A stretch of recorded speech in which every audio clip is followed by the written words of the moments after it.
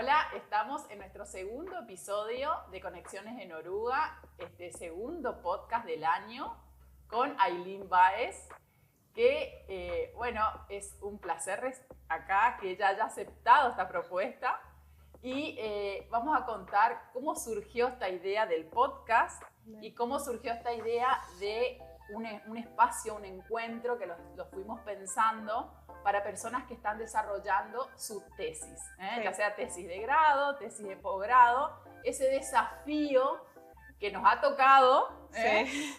y bueno, y la verdad que implica un montón de emociones, de ponerse a prueba y que ahora lo vamos a ir conversando. De una, genial. ¿Querés que, Ailín, lo contemos primero cómo surge esta propuesta de este espacio de encuentro? Bueno, primero te agradezco por la Ay, toqué el micrófono.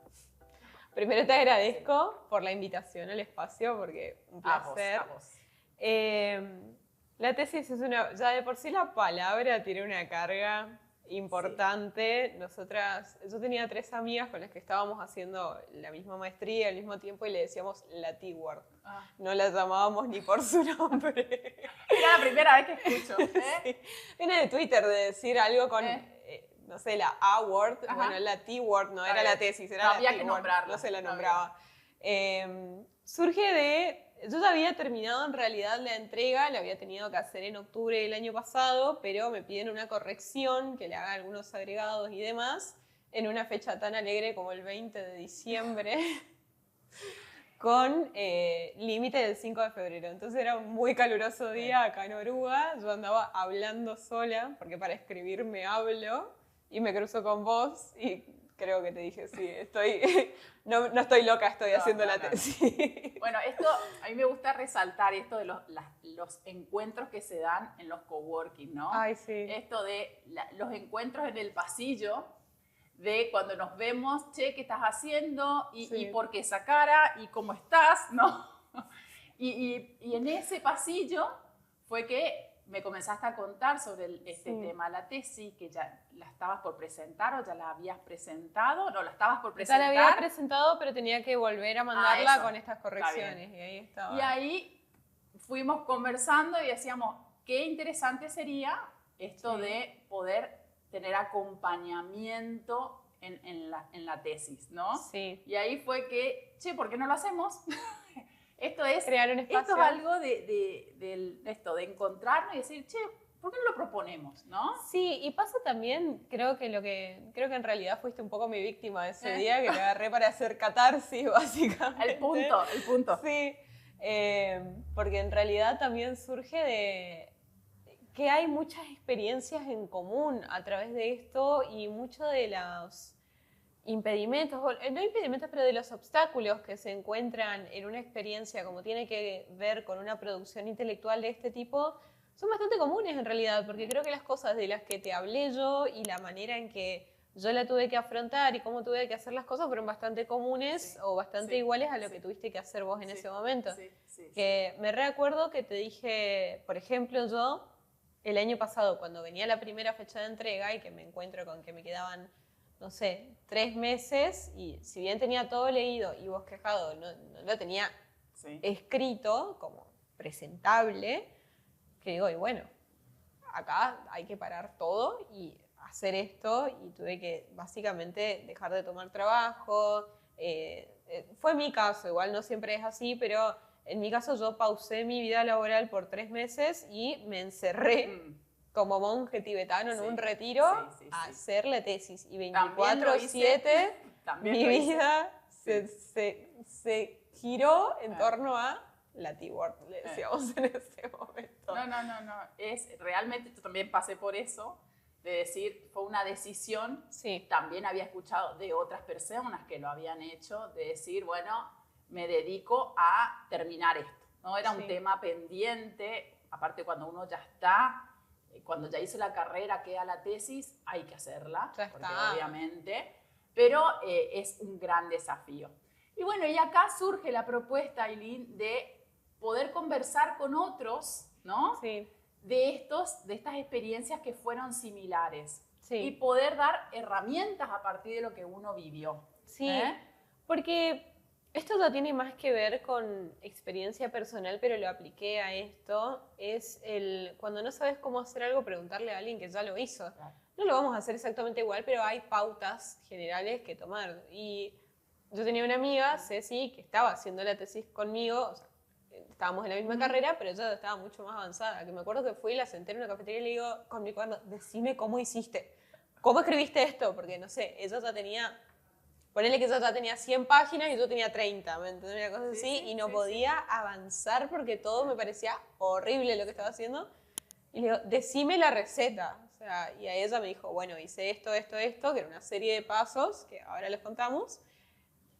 Y bueno, agarré, lo trasladé a lo mío, vine acá y en una semana empezó a fluir. O sea, no es que después de eso estuve 2 meses más escribiendo, digamos, pero a partir de esos pequeños trucos que ella me dio para poder armar todo mi desarrollo y mi esqueleto y demás, pude completar el trabajo. Y me pasa después de terminarla que hablo con otras personas que están atravesando ese momento ahora y todos me cuentan, veo ahí líneas del pasado, digamos, que digo, bueno, todos me están contando cosas que yo ya pasé, todos son más o menos los mismos problemas y me veo en una posición de, como ya tengo la experiencia, poder transmitirla y decir, no hace falta que te compliques tanto, si seguís estos pasos podés terminar el trabajo.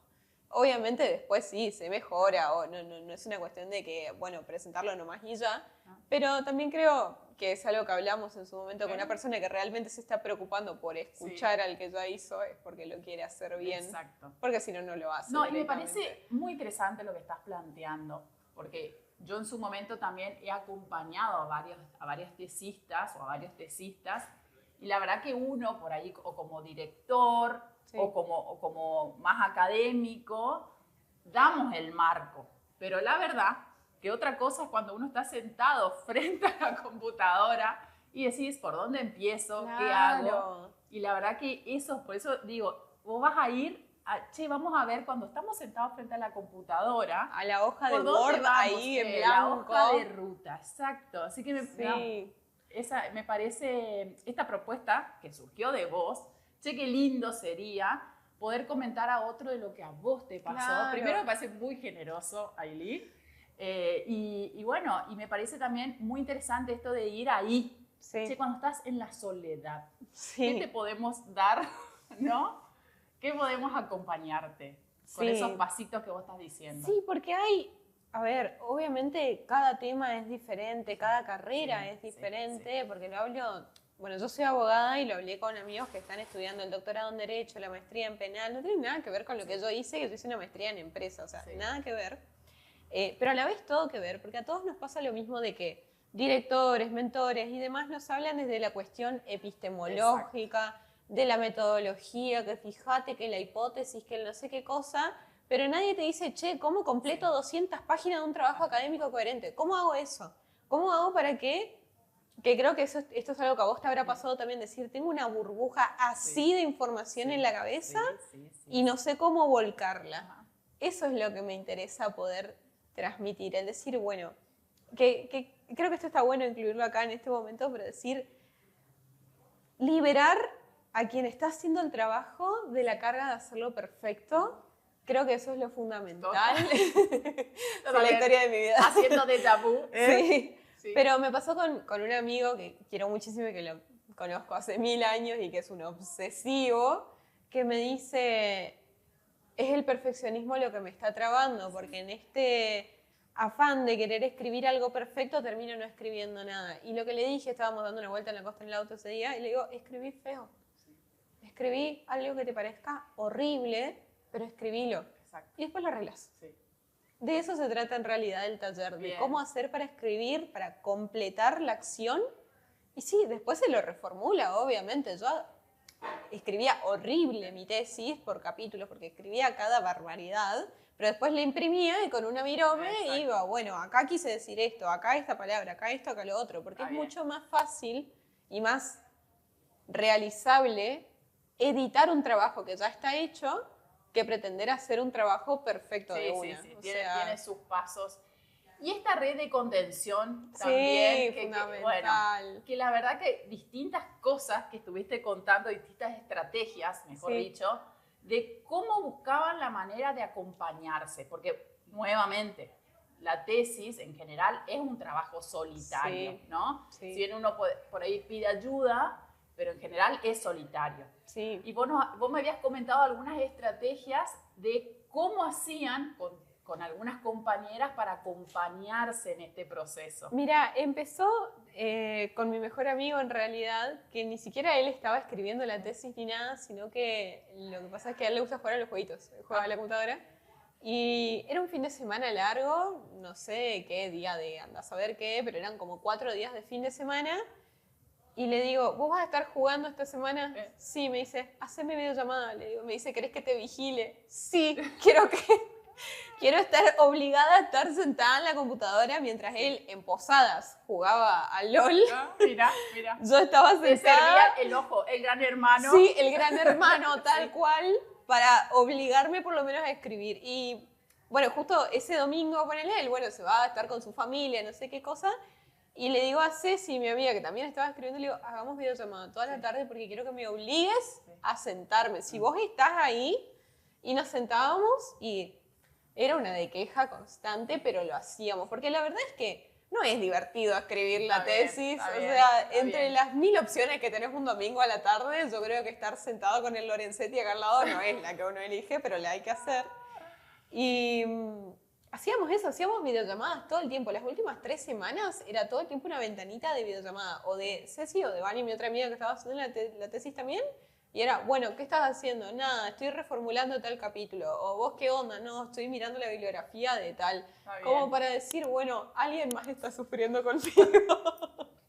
Ahora, más allá de una etapa esto no de sufrimiento, de sudor, vamos a decir que hay mucho sudor. Ahora que vos ya pasaste, Ailín, vos podés hacer como un balance, decir, bueno, ¿qué habilidades vos crees que te dio todo ese proceso? Sí. Lo primero que me dio es cómo se planifica un proyecto y cómo se ejecuta efectivamente un proyecto que tiene que ver, y lo voy a hablar en la charla con algo que hablábamos acá en el pasillo también. Sí.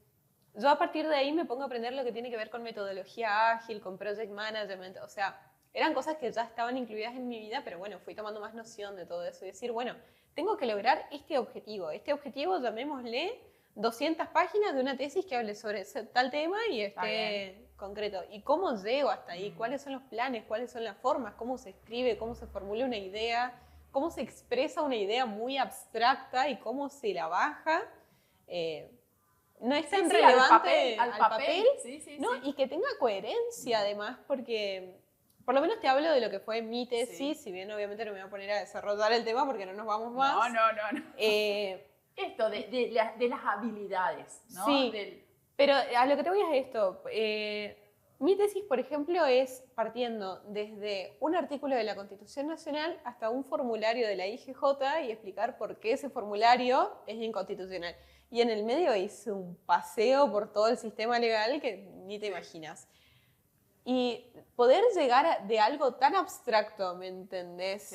A algo tan fino de, che, este formulario está mal. Y poder hacer todo ese razonamiento es algo que después se te traslada, obviamente, al resto. Y decir esto también de ponerse fechas, puedo hablar mucho de este tema, pero de decir, bueno, tengo que hacer... La planificación, la organización. Sí, la ejecución. El manejo del tiempo. Sí, y de darse márgenes también.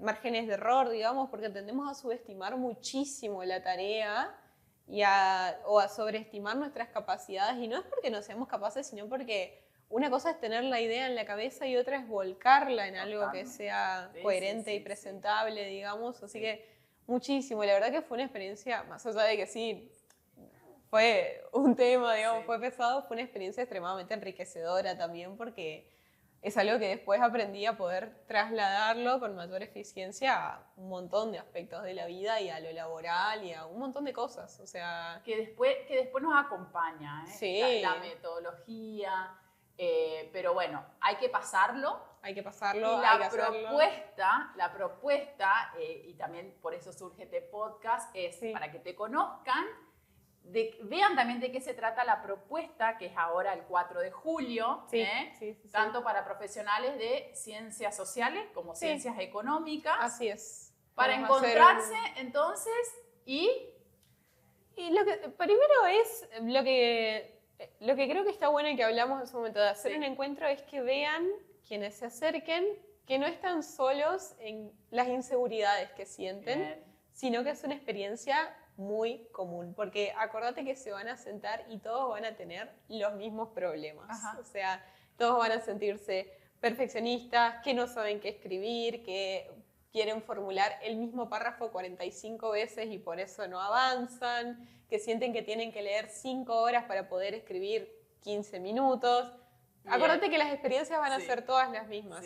Y se trata un poco de poder... En principio creo que va a estar bueno que se conozcan entre gente que está atravesando la misma experiencia, aunque sea para poder mandarse un mensajito y decir, che, estoy re harto de estar haciendo esto.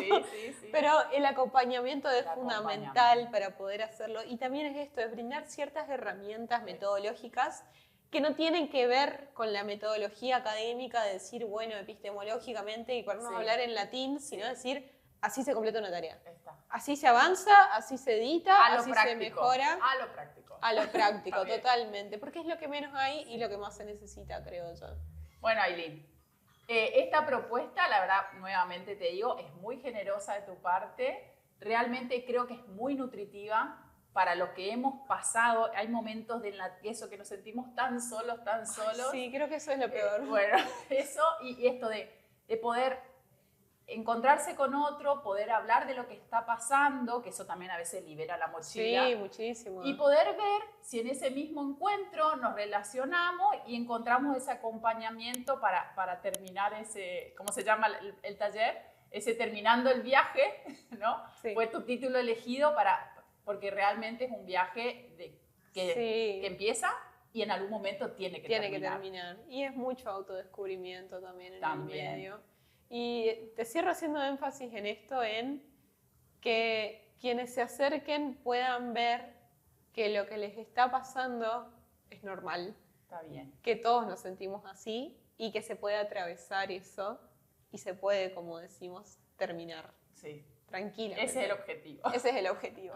Bueno, gracias, Ailín. Feliz de estar acá. Bueno, yo también. Y que estas propuestas surjan, ¿no? Totalmente. Porque esto realmente a todos nos enriquece en los encuentros. Así bueno, gracias. Este fue nuestro segundo podcast y nos vemos en el próximo.